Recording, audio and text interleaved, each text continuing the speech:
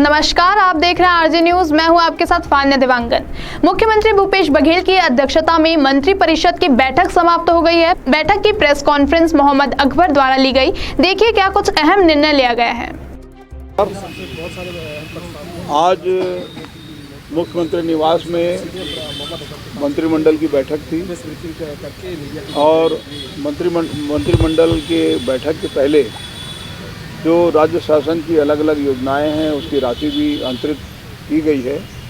राजीव गांधी किसान न्याय योजना, राजीव गांधी ग्रामीण भूमिहीन कृषि मजदूर न्याय योजना, गोधन न्याय योजना, इन सब की राशि भी अंतरित की गई है। तो कैबिनेट के मीटिंग के पहले जो राजीव गांधी किसान न्याय योजना और राजीव गांधी ग्रामीण कृषि मजदूर न्याय योजना के हितग्राहियों के खाते में लगभग 1866 करोड़ 39 लाख रुपए ऑनलाइन अंतरित किया गया है। ये इसलिए अंतरित किया गया है कि पहले 1 नवंबर को अंतरित किए जाने का हर 1 नवंबर को अंतरित किए जाने की परंपरा रही है। 1 नवंबर सन 2000 को नया छत्तीसगढ़ राज्य बना था। उस हिसाब से अलग अलग योजनाओं की राशि जो 4 किस्तों में राजीव गांधी किसान न्याय योजना की राशि दी जाती है तो उसको 1 नवंबर को दिया जाता रहा है। लेकिन इस बार चूँकि दीपावली का त्यौहार है और लोगों का इंतज़ार है कि उनके खाते में पैसा आए ताकि अच्छे ढंग से वो दिवाली मना सकें, तो उसके कारण से आज 17 तारीख को ये राशि अंतरित कर दी गई है। तीनों योजनाओं की जो टोटल राशि है वो 1866 करोड़ है। राजीव गांधी किसान न्याय योजना में 23,99,615 किसानों को 1745 करोड़ और कृषि मजदूर न्याय योजना 22-23 की राशि में 4,66,880 हितग्राहियों को 115 करोड़ 80 लाख 32 हज़ार रुपया और गोधन न्याय योजना के हितग्राहियों को 5 करोड़ 59 लाख रुपए की राशि का ऑनलाइन भुगतान किया गया है। और मुख्यमंत्री जी ने कर्मचारियों का डीए बढ़ाकर 33% कर दिया है। इसकी भी जानकारी मैं आपको यहाँ देना चाहता हूँ। इसके अलावा मंत्रिपरिषद में जो निर्णय लिया गया है कि जो प्रधानमंत्री गरीब कल्याण अन्न योजना की जो पात्रता है, जो माह अक्टूबर, नवंबर और दिसंबर में भारत सरकार की तरह यहाँ पे भी उनको खाद्यान्न उपलब्ध कराने का निर्णय लिया गया है।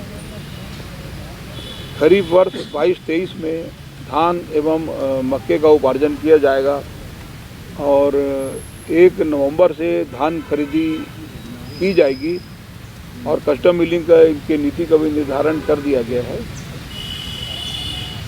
1 नवंबर से 2022 से 31 जनवरी 2023 तक समर्थन मूल्य में धान खरीदी का काम किया जाएगा और इसी प्रकार मक्का की खरीदी जो है वो 1 नवंबर से लेकर 28 फरवरी 2023 तक की जाएगी।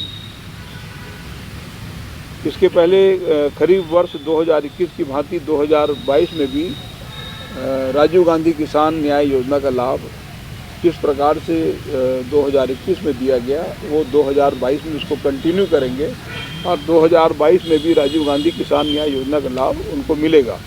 राजीव गांधी किसान न्याय योजना में 9,000 रुपये प्रति एकड़ के हिसाब से दिया जाता है और जो पिछले साल जिन्होंने धान की खेती की है उसको छोड़ के यदि वो अन्य फसल लेते हैं तो एक बार के लिए उनको 10,000 रुपये प्रति एकड़ दिया जाना है, तो वो 10,000 रुपये प्रति एकड़ के हिसाब से उनको भी प्रदान किया जाएगा।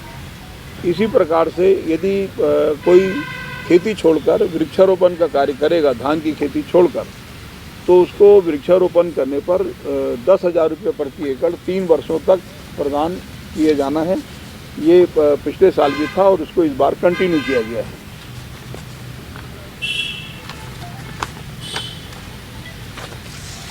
गन्ना प्रोत्साहन योजना के अंतर्गत जो पेराई सीजन 2021 है उसके जो अंतर की राशि थी करीब 11.99 करोड़ रुपए अंतर की राशि दिया जाना था, तो आज निर्णय लिया गया है कि ये उनको प्रदान कर दिया जाए और पेराई वर्ष 21-22 में भी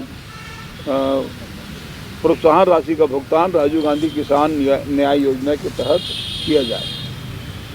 एक और भी वन विभाग की तरफ से निर्णय लिया गया है कि अभी जो वनोपज के परिवहन के लिए अभिवहन पास जारी होता है, ट्रांजिट पास, अब भारत सरकार की तरफ से एक national transit pass system NTPS लागू किया गया है। और इसका लाभ ये होगा कि इस सिस्टम से यदि हम दूसरे राज्य की सीमा में प्रवेश करते हैं तो वहाँ पे दूसरा ट्रांजिट पास बनाने की ज़रूरत होती थी। मैनुअल आधार पर अब तक किया जाता था, लेकिन यदि ये ट्रांजिट पास अब ऑनलाइन सिस्टम होगा तो दूसरे राज्य में भी प्रवेश करते समय कोई अड़चन नहीं है, वो प्रवेश किया जा सकता है। उच्च शिक्षा के क्षेत्र में PPP मॉडल से जो पिछड़े क्षेत्र हैं वहाँ पे भी महाविद्यालय खोलने के लिए राज्य सरकार की तरफ से उनको ज़मीन में रियायत दी जाएगी और अनेक प्रकार के छूट की घोषणा भी की गई है, ताकि इसमें जो अति पिछड़े क्षेत्र हैं उसमें शिक्षा के क्षेत्र में विस्तार हो सके और लोगों को इसका लाभ मिल सके और वो शिक्षित हो सकें। खरीफ विपणन वर्ष 2021-22 में छत्तीसगढ़ राज्य सहकारी विपणन संघ मर्यादित को धान उपार्जन के लिए जो शासकीय प्रतिभूति होती है वो 14,700 करोड़ की वैधता को 31 अक्टूबर 2023 तक बढ़ाया गया है। छत्तीसगढ़ उपभोक्ता कल्याण निधि भी बनाया गया है 2022। इसमें 75% भारत सरकार और 25% राज्य सरकार का एक कॉर्पस फंड बनाया जाएगा, जिसमें 15 करोड़ भारत सरकार की तरफ से 5 करोड़ छत्तीसगढ़ सरकार की तरफ से उसको मिलाकर उसको उपभोक्ताओं के कल्याण के लिए इसका निर्माण किया जाएगा।